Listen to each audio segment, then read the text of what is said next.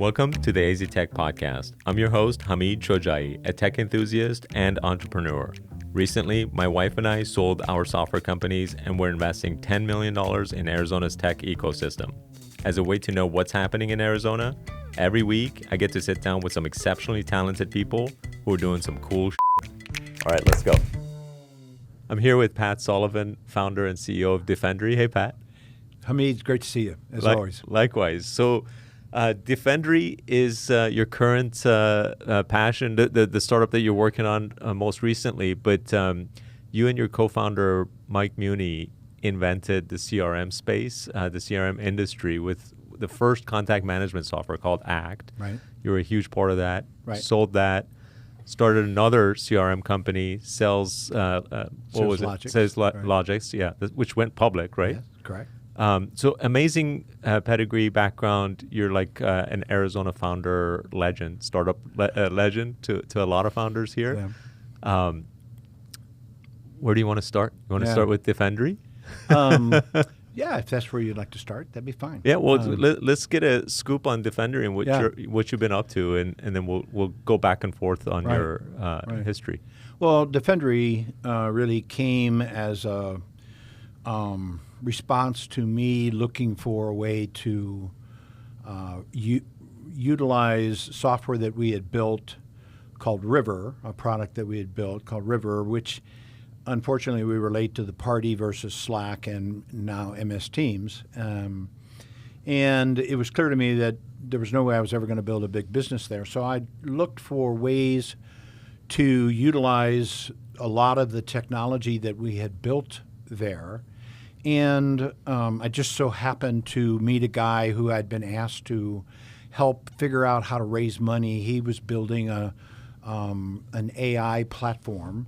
And one of the things that he was doing or was trying to do was to build the ability for artificial intelligence to recognize weapons. Okay. So that was kind of my introduction to the whole AI world. And obviously in trying to figure out how to help him raise money, I came to understand, what he had and how he might talk about it. And one day driving actually to Flagstaff, and it hit me that one of the ways we could use the technology in River, which had a lot of alerting and notifications and chat and communications back and forth, was to marry it with what he was doing with artificial intelligence. And basically the idea came all in, full-blown sentence, really, is the idea was, why couldn't you use artificial intelligence to recognize a weapon of someone approaching like a school, immediately lock the doors, call the police, and launch drones as the first responders. Okay. And so we set about doing that. Within 2 weeks or so, we had built a prototype of it actually doing all those things. Oh, wow. And, I mean, it was a prototype, and right. you know the difference. But we proved we could do it. And on the basis of just that demonstration, we raised a couple $1 million, and we're off and running. We delivered the first 3 elements of that, which is the recognition of the weapons, the locking of the doors through access control, software command saying lock doors, right, and calling the police. So we actually managed to get 5 installations done before the COVID lockdowns, and unfortunately for us, the COVID lockdowns were just a terrible thing. We went from rocking and rolling to literally coming to a screeching halt. Wow. I've never seen anything like it. Yeah. It's interesting because COVID affected different businesses in different Yes. ways. Some of them, you were just mentioning your other company, Jigsaw, saw a huge increase in sales, and then some just completely destroyed as a result. So the idea behind Defendry is super interesting. Use AI, detect a threat essentially, and try to prevent that threat from being able to carry out its mission. Right. So by locking doors, calling police, what do the drones do in that scenario? Well, the drones, was kind of a wild, really out there idea, but police take 8 to 12 minutes to arrive. Yeah. Once someone has called 911, and often that can take minutes after a shooting starts before anybody thinks to call 911 because they're either running, hiding, or fighting. Right. So it just, I had actually read a book about drones, a fictional book about kind of the future of drones. And so it was fresh in my mind. And I said, why wouldn't that be the most ideal first responder, that you could have drones sitting in perches ready to be charged or being charged, ready to be launched with a command. The technology behind drones is off the charts. They can find their way to a location totally autonomously, won't run into a person, a wall, a ceiling. They can find their way to that location multiple ways. And imagine if you're a shooter and 4 or 5 drones fly up to you with lights flashing like crazy, blaring sound, and even conceivably tear gas or pepper spray being sprayed at you. It would tend to stop you in your tracks. Yeah. So in that scenario where you're spraying tear gas or pepper spray, you want to make sure you don't have any false positives, right? Like, how good is the technology to be sort of like foolproof in that respect? Well, false positives are an issue. Artificial intelligence isn't 100%, although we've gotten it very close to 100% for hundreds of different kinds of weapons and lots of different scenarios.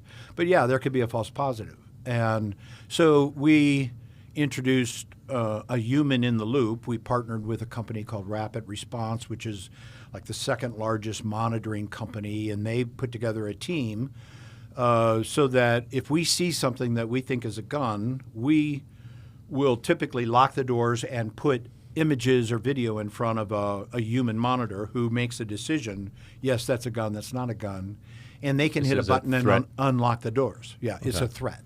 And they can either say, yeah, this is real, keep the doors locked, or hit a button and unlock the doors. So the human in the loop is very, very important.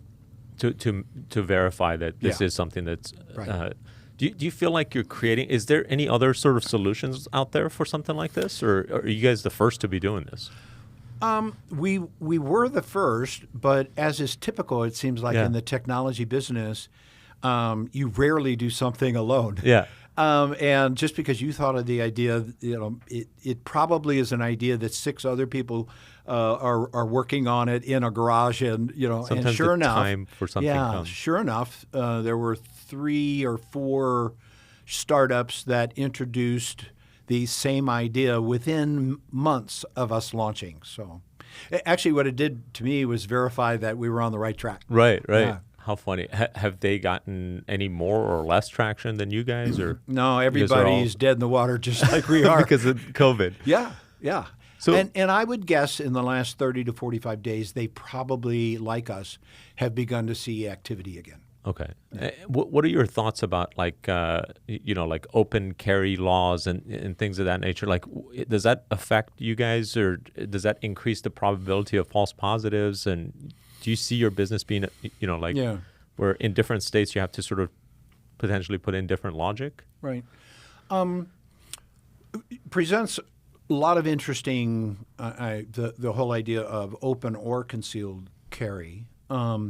Typically, though, in an active shooting, over 60% of the time, they have the weapon drawn and out. And most often, it's not a handgun. Right. Okay, so recognizing that isn't hard. Take the 2 last year that happened at Walmart. An assault rifle essentially out in the open as they approached the door. The guy who killed 10 people in Boulder, an assault weapon out. He was actually shooting people in the parking lot before he went in the building. Wow. So most of the time, the weapon is out. Wow. Yeah. What's your goal with Defendry? Like, what are you hoping to do? Are you like trying to eliminate the? Yeah. Well, It'd be nice to think you could eliminate it, but things happen so fast. And most often, they've thought through exactly what they're going to do. Yeah.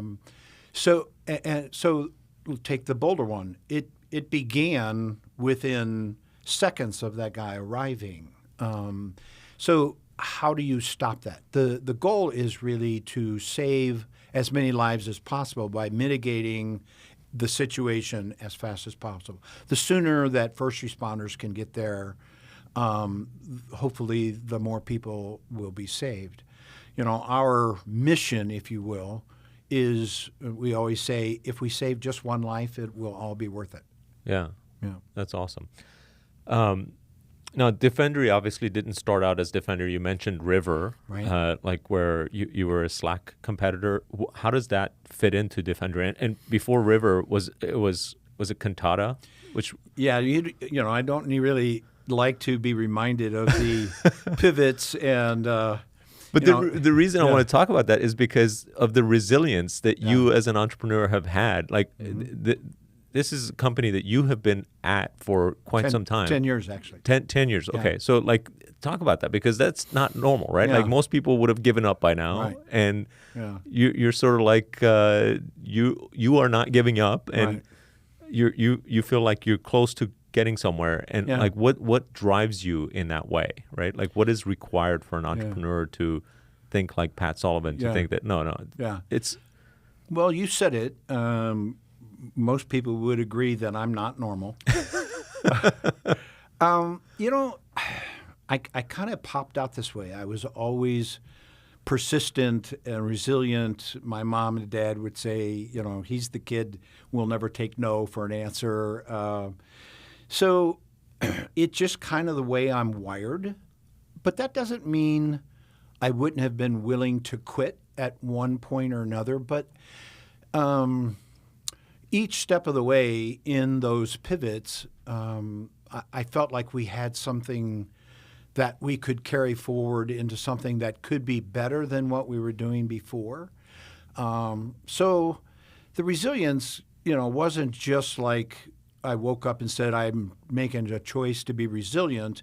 It was I continued to believe. Right. And even though there were some around me, actually many, who thought I should have quit, I told somebody the other day, it's not over until I say it's over. And it just was a matter of continued belief. Right. That I had something that I could still build a big company around, and so I kept going. That's such an important it is point. very stressful. It is a stressful situation. It is an important point, though. It's not over until the founder says it's over, right? Because as long as the founder wants to keep going, and has money to do it, and has money, but right, like even if right. like in some cases, even if they don't have money, like if they are the ones building the product or whatever, they can keep it going for some period of time, which is fascinating. I had.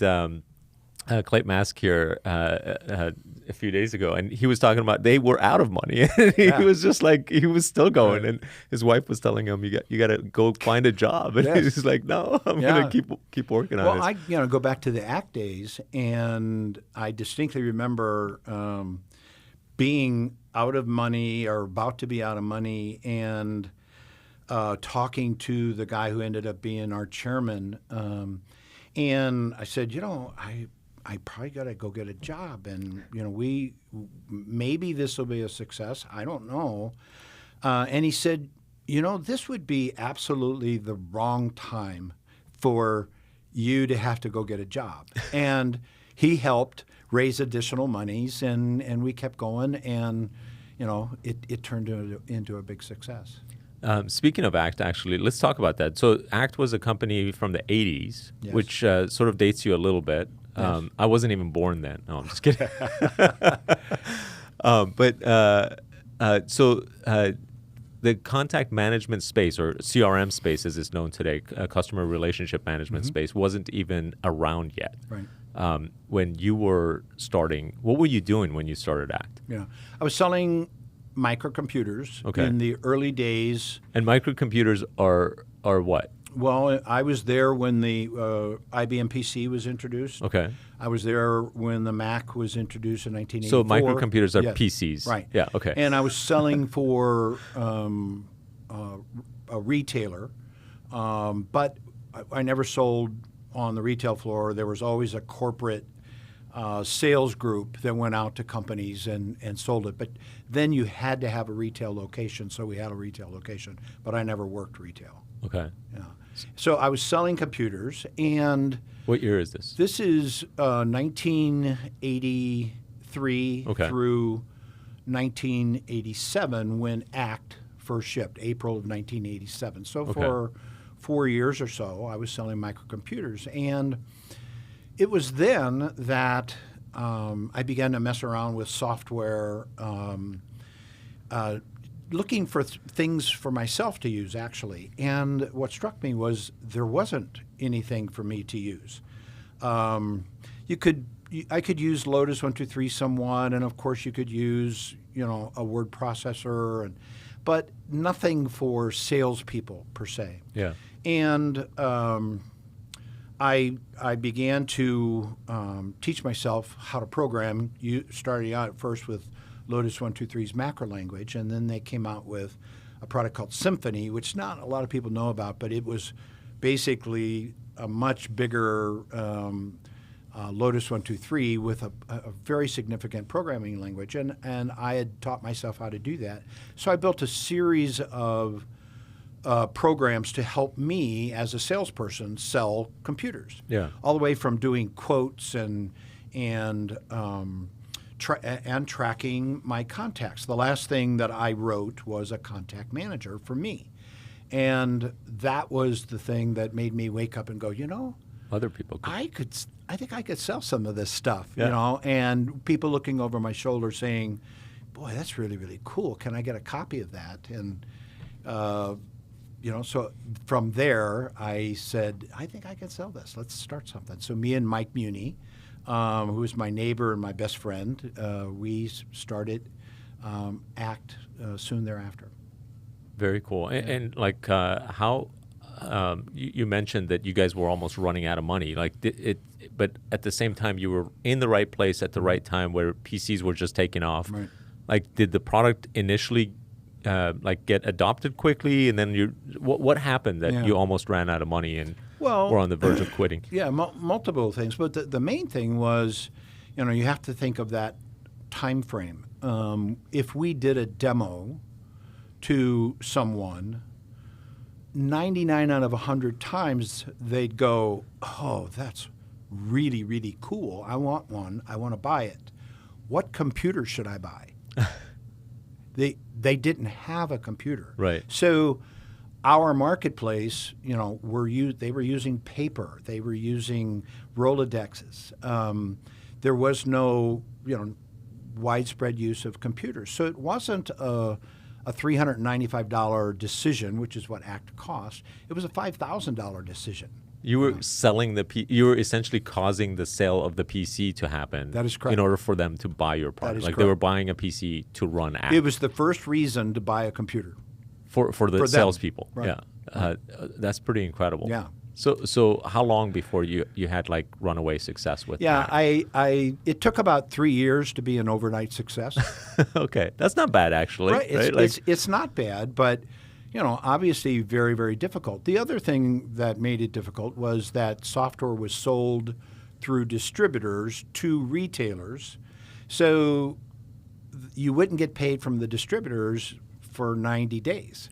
Okay. So, they place a huge order, and back then you had to actually have a box, and you had to have diskettes, and you had to have documentation, and that cost money. So here you are coming up with money, but you're not going to get paid for 90, sometimes 120 days. Yeah. So that's when I learned an adage that I use is that fast growth consumes cash fast. Yeah. And we were always running out of money, even though our sales were growing. So it didn't make a lot of sense, but when you think about it, it makes a ton of sense. Yeah, because you were 90 days behind your totally. sort of like Yeah. getting paid.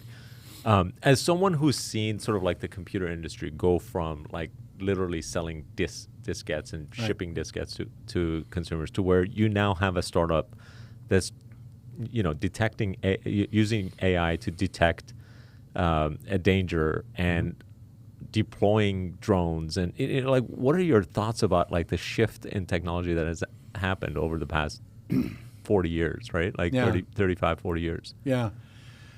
Well, it's been fun to watch, to stay nimble, because every 7 years or so, everything changes. Okay. For instance, with SalesLogix, which we introduced in April of 1997, exactly 10 years after ACT. By then, you had already sold ACT. Yes. Okay. And when we launched that, we had a marketing campaign with $4 million behind it, $4 million of $12 million that we had raised. And you were buying $30,000, $40,000 ads. I'm talking about one ad in Fortune magazine or Business Week. Today, think what $30,000 can buy in terms of digital media. Yeah. So the world changed radically, and then take the switch from individual software used by individuals to networked, then to the cloud. It's just been massive change that entire time. But at the end of the day, it all comes down to still building something that people want to use. Yeah. What do you think the big shift in technology? You said like everything changes every 7 years roughly, let's say 10 years. What do you think the big change that's happening either now or next is? Wow. Is AI that big change? AI is a very significant change. AI, machine learning, very, very significant, and the applications for it, even within current applications. How could you use AI, like for instance, to look at the data in CRM and derive useful information out of it? So AI and machine learning is a really, really big deal. There's lots of things, but a lot of them are nuance. You deal today with the fact that, gosh, you enter a category and there's 200 people in that category. It used to be, at one time, ACT was maybe one of the top 7 applications total available. So it's like Lotus 1, 2, 3, WordPerfect, WordStar, Ashton Tate's DBase, and ACT. It was we were one of the most important. Today, we would be one of hundreds of contact managers, CRM systems, if you will. Yeah. How crazy. Yes, it is crazy. How do you break through that? That's the challenge. Okay, so you've built 2 highly successful software companies with ACT and later with SalesLogix, which went public, right? Yes, 1999. And then as a public company, it was acquired by Sage Software out of the UK. And then you've gone on to start the company that's currently Defendry. Lots of entrepreneurial experience there. So I wanted to sort of like pick your brain and wisdom on, suggestions and things that you might have for founders. Talk about like what was some of the biggest challenges you've had and how you overcame them. And I want to talk about a bunch of different subjects, but let's start there. Well, it's like raising money. Yeah, raising money is one of the most significant. I was going to say, getting the product right is, in my view, the most important. Okay. Can you build something that people want to use and can use for something useful that solves a problem? That's harder to do than it might sound like. Raising money is probably the biggest challenge for an entrepreneur to learn, because first-time entrepreneurs probably haven't done that before. I was fortunate that I was from leaving college. My first job was sales. So I've been selling all my life. I actually, in college, I was selling cookware with in-home demonstrations. So I've been selling all my life. And that's kind of interesting because a lot of entrepreneurs, if you ask them, have you ever sold before? They'll say no. And Right. or if I've asked entrepreneur classes.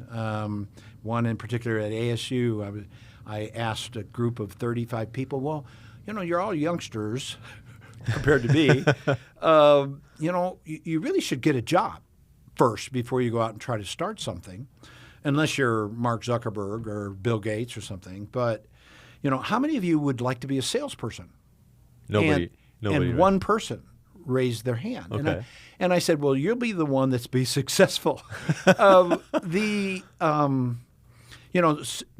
a salesperson, kind of has this bad connotation, like I'm pushing something that nobody wants to buy. Yeah. But I was fortunate to pick up an attitude early on. Someone taught me that I was a servant, and my job was to serve the person I was trying to sell something to.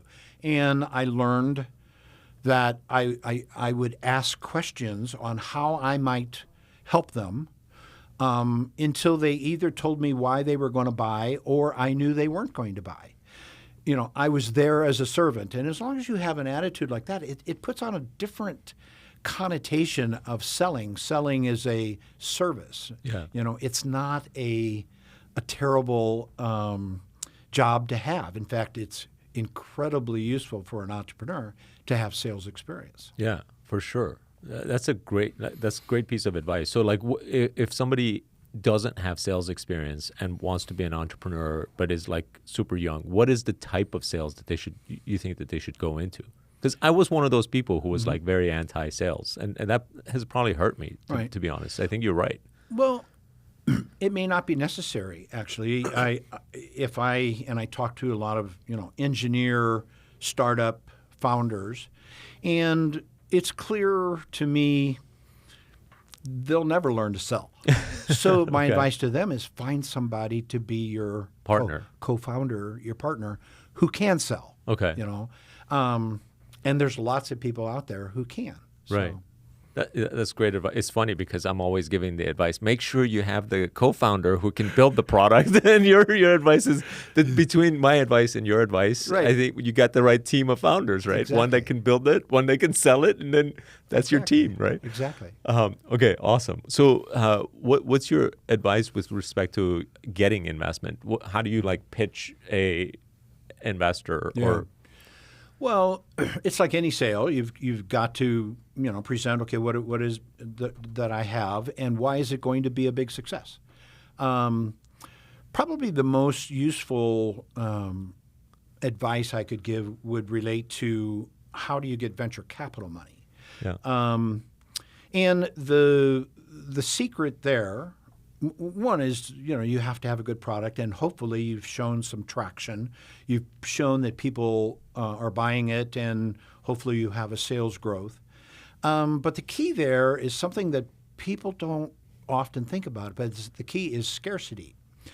Venture capitalists compete with other venture capitalists, and they're selling you on why you should take their money and not somebody else's. So the mistake a lot of entrepreneurs make is to talk to one VC at a time, and when that one strikes out, okay, I'll start up another conversation with another. No, you have to look at it as a roadshow. I'm setting aside 3 weeks, and I'm getting as many meetings as I possibly can in those 3 weeks. And hopefully 4, 5, 6 presentations a day, and you drop hints that, listen, I really need to get going. I have another meeting. Right. And they look at you and go, well, who with? And I go, well, the usual suspects. You know all your brethren here on Sand Hill Road or wherever you are. So to let them know that you're talking to a lot of people at one time. I'll even say, listen, you know I'm going to get this deal funded. I'd like it to be you. And then I walk out. Mic drop. Huh? And it kind of, yeah. I mean, the thing they hate most is the idea that somebody else will fund a successful company that they could have funded, and they either passed or were too slow to act on it. So another thing that will happen is, okay, they're really, really excited, and they say, well, don't leave. We want to put together a term sheet, and I will always answer, I'm sorry, I have another meeting, and I'm going to that meeting. I'm happy to come back later, but no, I have to go. Sorry. So for someone like Pat Sullivan, who's had a couple of big successes, getting those meetings set up may not be as difficult as a new founder, right? What is your suggestion for a new founder? How do they go about getting those meetings set up? Because you look up VCs on Sand Hill Road or whatever, you come up with a list of 10 of them. Right. How do you get them to respond to you? Well, it's like anything in selling. You have to get to the right person. You have to get their attention. You have to get the meeting. And people that lawyers, accountants, even investment bankers that I'd met along the way who are willing to make introductions. VCs that I have met, perhaps who are later stage VCs and I'm an early stage, they'll often make introductions for you. They want to help you because they'd like to think, 3 years from now, maybe you'll think of them. So it's a matter of doing everything you can imagine to get that meeting, securing that meeting. And the venture capitalists, it's their job. Yeah. It's their job. So, and if you've had any kind of success with some press, they're tracking you already. So often they're calling you. And so when somebody calls me and I'm not yet raising money, they'll always say, well, we'd like to have a conversation. Can we do that, early? And I'll usually say, no, I'd rather wait until we're really ready. And so I keep a list of everybody who's called me. And again, the key is pack it all into 3 weeks. Right. Very cool. All right. So what about hiring and firing? Like one of your biggest challenges must have been like hiring the right people. How do you attract the right people for a founder, like an early stage founder who might be struggling? They can't necessarily pay them Amazon salaries. What do they do to get good talent to come to their companies? Well, one of the things I've learned is that more than money, people want a mission. Yeah, they want to buy into the mission. We're changing the way salespeople manage their contacts. We're saving lives with Defendry. With Defendry, we're automating a company's sales processes. It's my job to sell the vision, sell the mission, more than it is to try to outbid, Amazon, who's trying to hire them. Yeah. And people on a mission are actually more valuable than people who are just looking for the best salary. Yeah, Greg Scoresby had a great. He almost word by word said the same thing, that you need to have them buy into the mission. But it's a little bit different. Like in a way, Defendry's mission is easier to sell someone on because you're saving lives, or like that's the goal. Right. Whereas if you are, if you are selling automation software for enterprise businesses, like the mission there just does not seem enticing. So how do you make it enticing? Well, in Sales Logic's case, the mission was grow this thing really, really big, take it public, and everybody's going to make a lot of money. That can be a mission too. Okay. And they can look at it and say, I think he's right. I think he could just be right. So you could entice them by the financial opportunity that could come down the road. Correct. From like your company having a major exit or Correct. whatever. Okay. Versus Amazon, that's already a $2 trillion company. Right. It's not going to become a $200 trillion company. Right. I mean, if I get stock options in Amazon right now, could it go up triple, quadruple. Well, It's highly unlikely yeah, at this highly point. unlikely at this point. Well, I mean, all the quadruple, let's say that's about the limit of where it could go. Sure. Whereas But you probably have to be there for another 5, 6, 7 years. or 10 plus. But whereas a startup, you could go 100-fold increase. Yeah. Totally. All right. So, you talked about, Defendry's mission being sort of saving lives, right? Yeah. How important is getting that one tagline of a company down? Yeah. Positioning, messaging is critical. Yeah. It ties you to a focus, and focus is really, really important. I would recommend everybody get Al Rees's book called Focus. Okay. Brilliant, probably one of the most brilliant marketers in history. And I'm fortunate to call him my friend. But in Act's early days, we had no idea what positioning was. We had no idea what Act was. We would say, well, it's this database calendar word processor thing. Oh, and it keeps track of your expenses too. Do you want to buy one? And people would go, what? What does it, So I knew we had a real serious problem with messaging, and I so happened to have been reading a book called Marketing Warfare, written by Al Rees and Jack Trout. And when I read it, it was like, I know the answer is in here, but I don't know how to apply it to me. So I picked up the phone and called them. They ran an agency, a marketing agency in New York, and got Jack Trout on the phone and said, I know you guys work with some of the biggest companies in the world. Do you ever work with one of the smallest? And he laughed. He says, yeah, we actually like to, because small companies will actually usually listen to us, whereas big companies don't always listen. Right. He said, but we have to find it interesting. So send me everything you got, all your, your software, everything you got. Just send it all.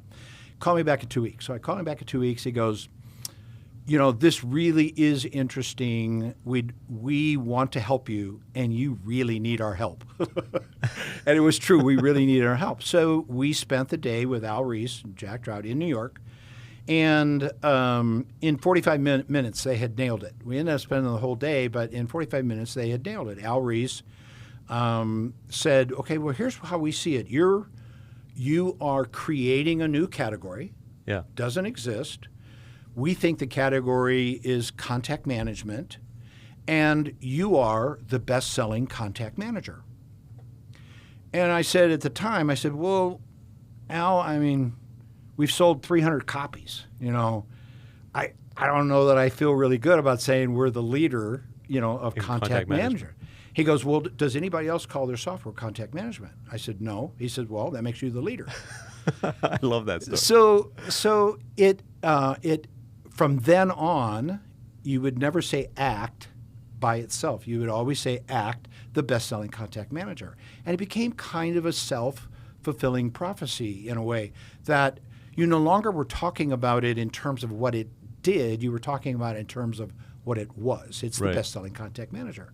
And people want to buy from the best-selling, by the leader, sometimes the first. Right. So figuring out what is that category, what is the positioning statement, is really a challenge. It's really, really hard, especially today where there's 200 competitors. How do you distinguish yourself from them? But it's really, really important to have a focus. And if your message, your tagline, whatever, can support that, it's great. And they also, at the time, we were called Conductor Software, and they had us change our name to Contact Software, which would force all of our future competitors to use our word. Right. We own the word contact. So, it was the best money I think I've ever spent on marketing. That's awesome. What, with Act, at what point did you decide that you want to exit or sell the company? Did you have buyers constantly coming to you, or did you end up going out looking for a buyer? Mm-hmm. What happened?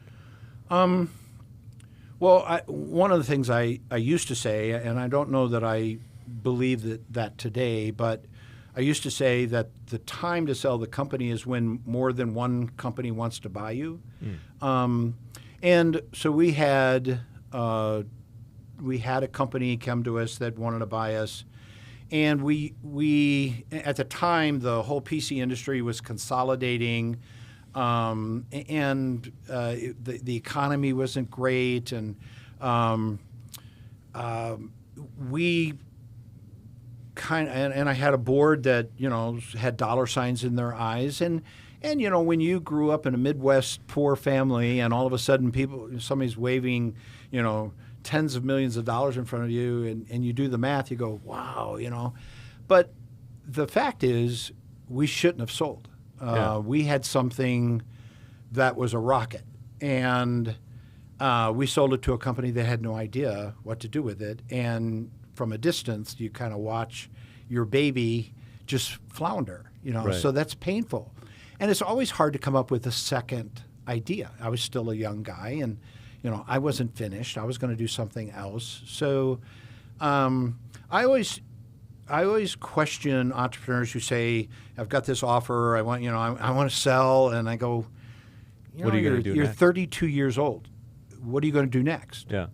How hard was it to make this one a success? Do you think the next one will be any easier? Yeah. No, it's probably going to be harder. In fact, it's rare that you have a second success. It's even more rare that you have a third. It's hard. Right. This is hard stuff. So if you've got something working, if you don't have to sell, keep on going. Yeah. That's great advice as well. But speaking of how hard it is, talk about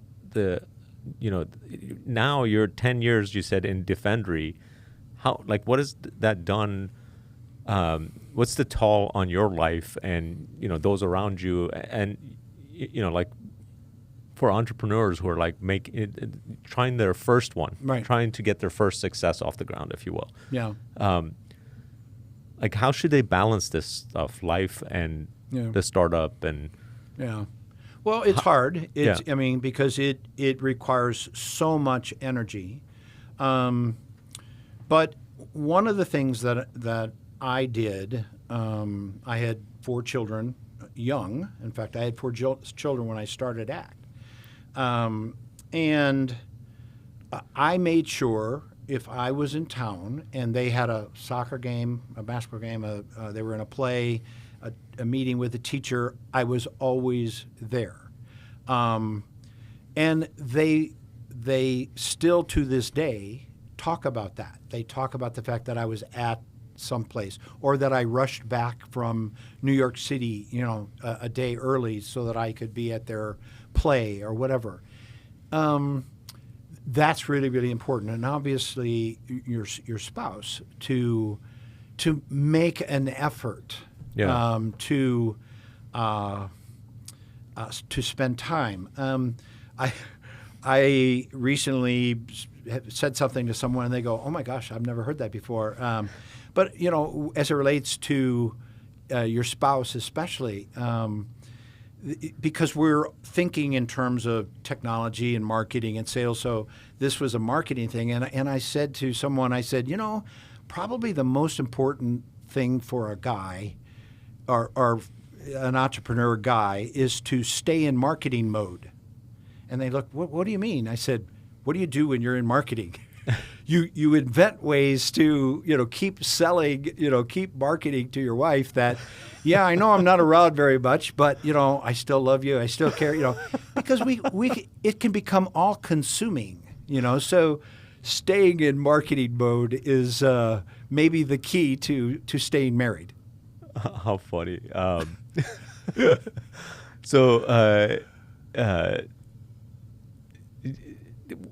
Are there any sort of practical stuff? Is there anything that you make sure you do on a day-to-day basis to sort of stay sane and keep going? 10 years has got to be a tough amount of time. So what? And then you get hit with COVID, which on top of you were already 9 years into it. What does the day-to-day look like for you, for Pat? Well, I have a really good. I'm fortunate to have a very good team who have bought into the vision, the mission. Very talented. So I'm not required to do as much as I would normally do, and that's good because it allows me to back off enough for me. I mean, I'm 8 years old, and I intend to keep doing this until I drop because it's so much fun. But having a good team and being a delegator, being willing to go with somebody else's decision, even if you wouldn't necessarily have gone that way, that's what delegation is, trusting someone. And I have people that can do things often better than I would do them. So that's really, really critical. That's not hard for me. Yeah. Most people can do stuff better than I can. Well, it's true in a lot of things. But, another thing is simple, is I deliberately work 6 days a week. Most entrepreneurs work 7.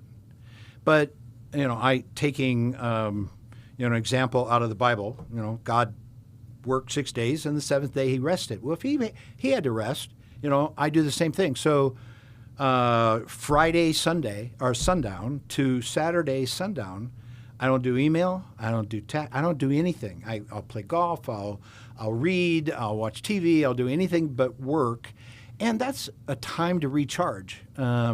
So I only work 6 days a week, and it's by choice that I've done for decades, and it just works for me.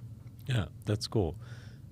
You mentioned the Bible. Does religion sort of like help drive a lot of your decision making, or is that a big part of your life? Or I think that if you're an entrepreneur and you're not praying,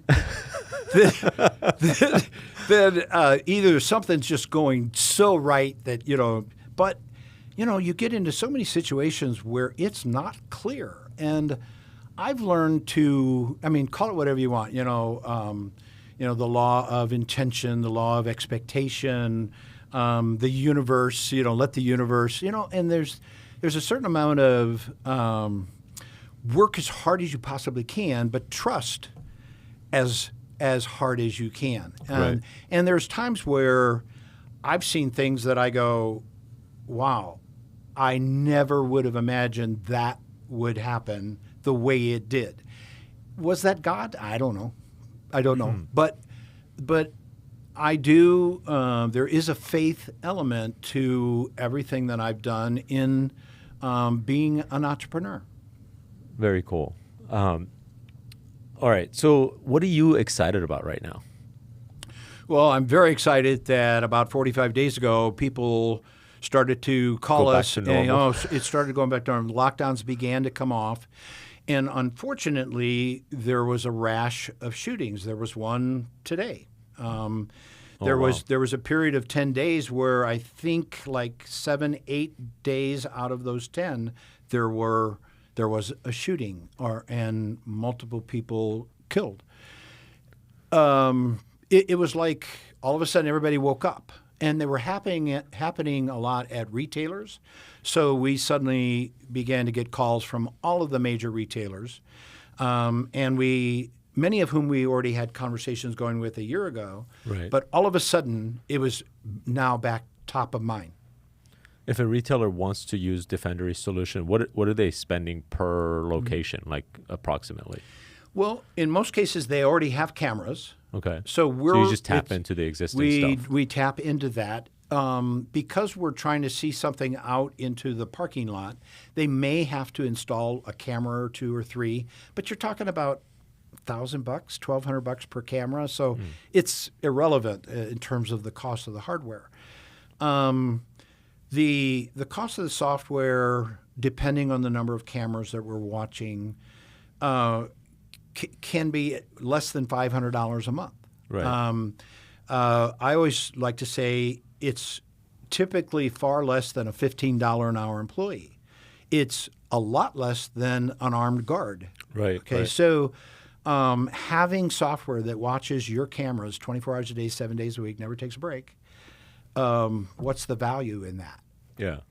So, and then everybody's becoming aware that when there is a shooting, let's take the one that happened at Kroger. It wasn't called a Kroger, but it was owned by Kroger. That there were 10 people killed. Well, that will cost Kroger, who is self-insured, probably between $50 and $100 million to the families of those 10 people that were killed. That's crazy. That can buy a lot of technology. Right. And people are very aware of that. Very interesting. Moving off of Defendry, what are you sort of like technology-wise excited about? I'm really excited about drones.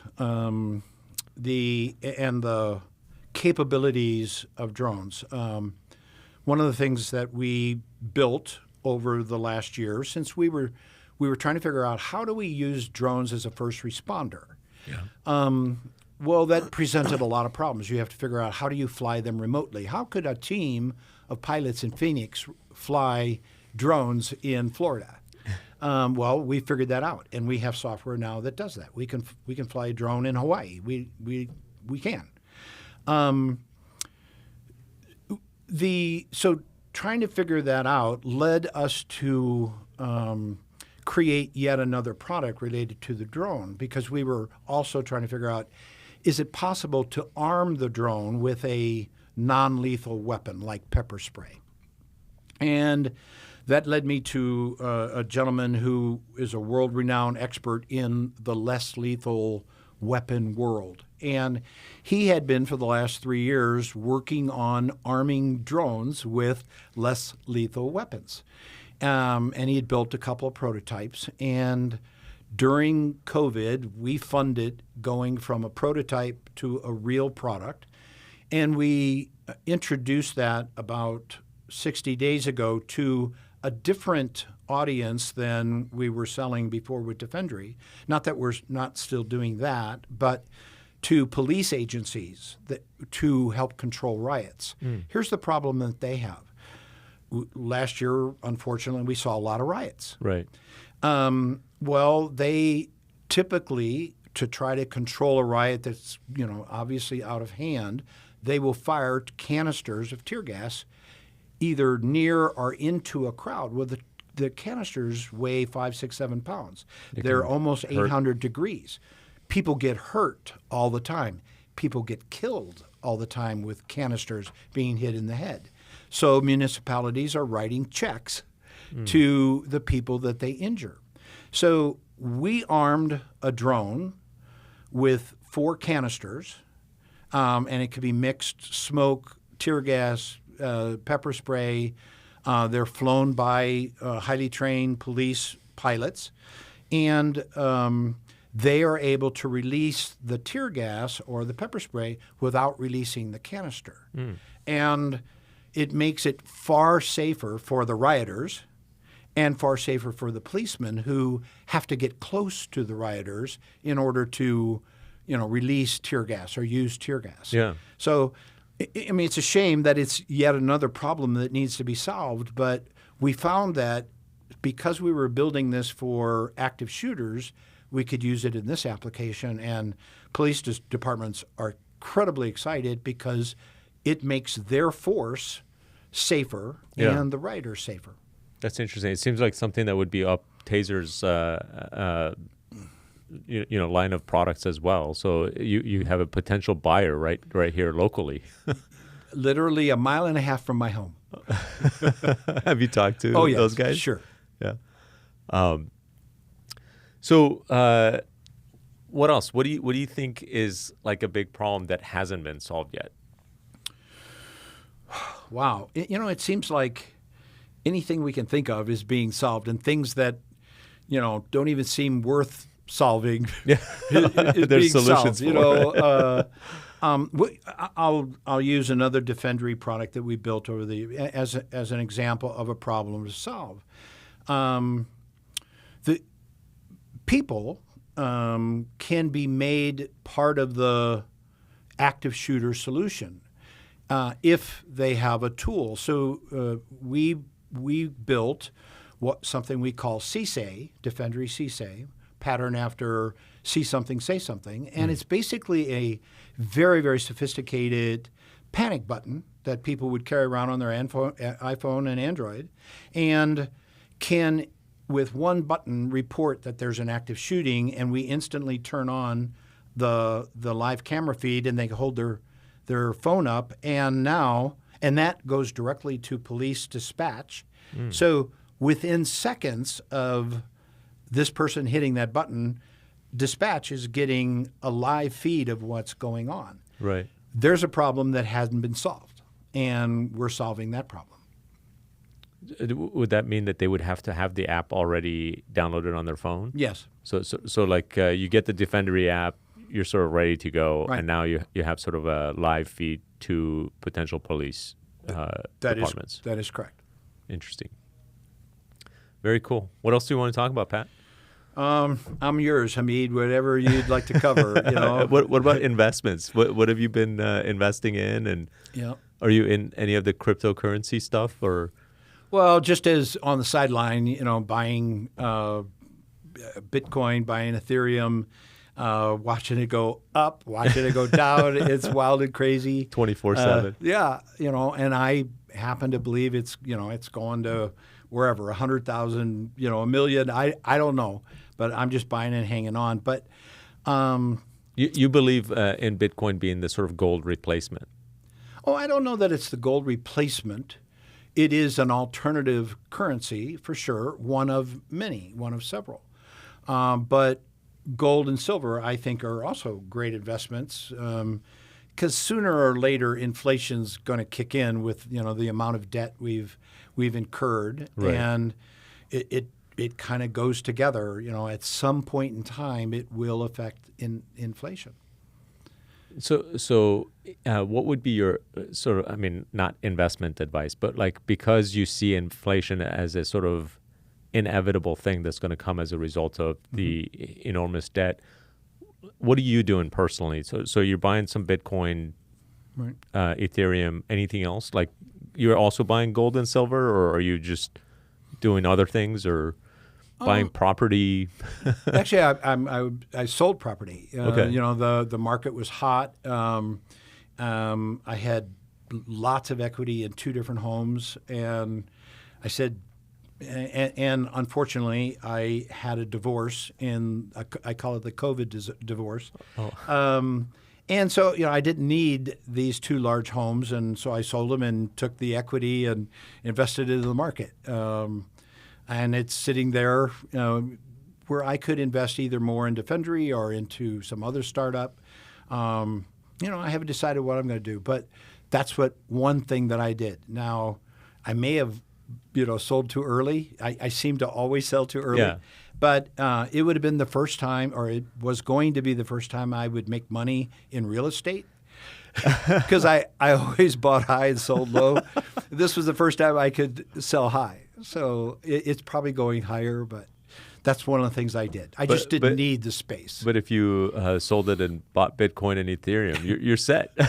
Last year, it has done well. Yes, okay. It has done well.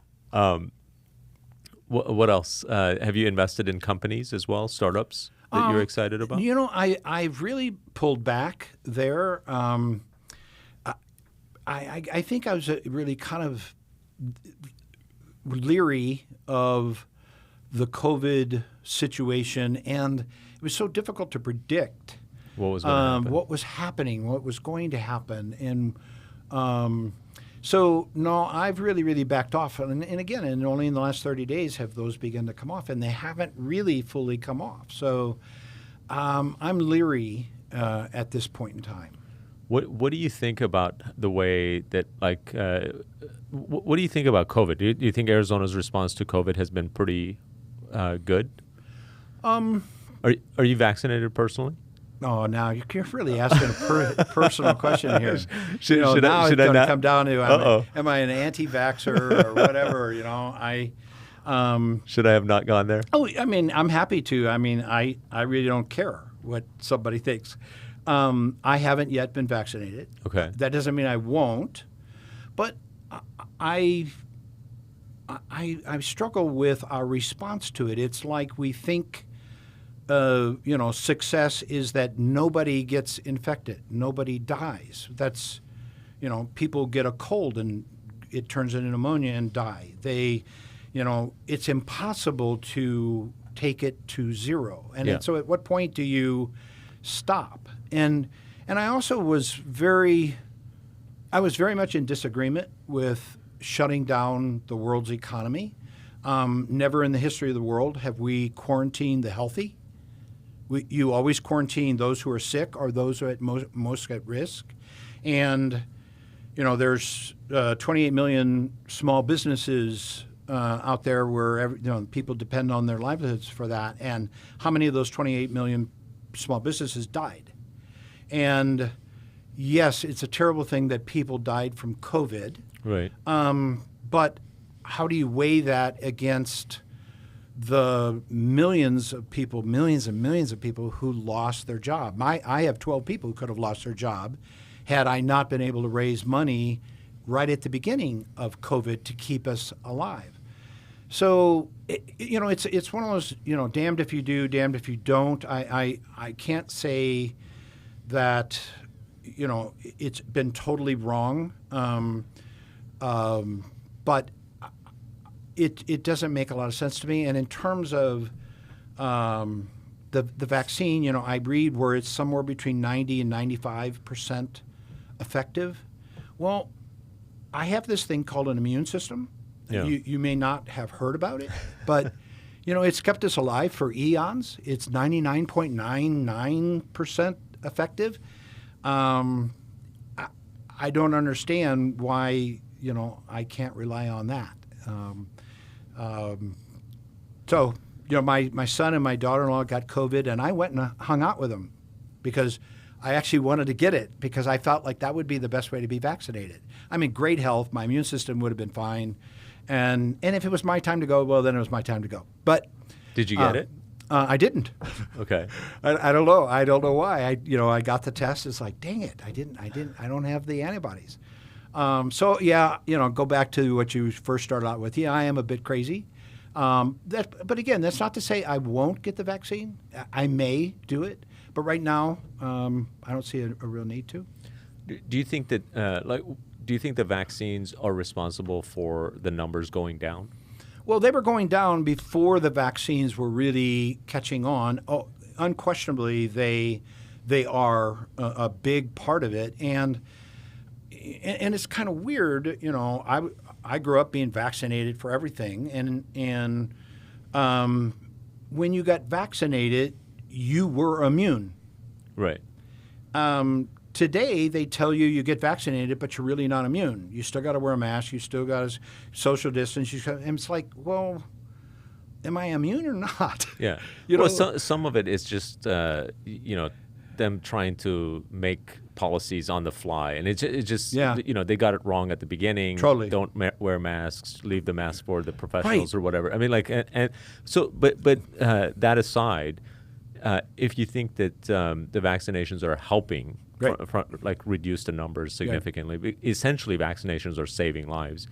And the argument is that if you get enough vaccinations to where you build herd immunity, then the virus doesn't have an opportunity to mutate to the point where the vaccination is no longer effective, right? Because the virus needs hosts to sort of replicate.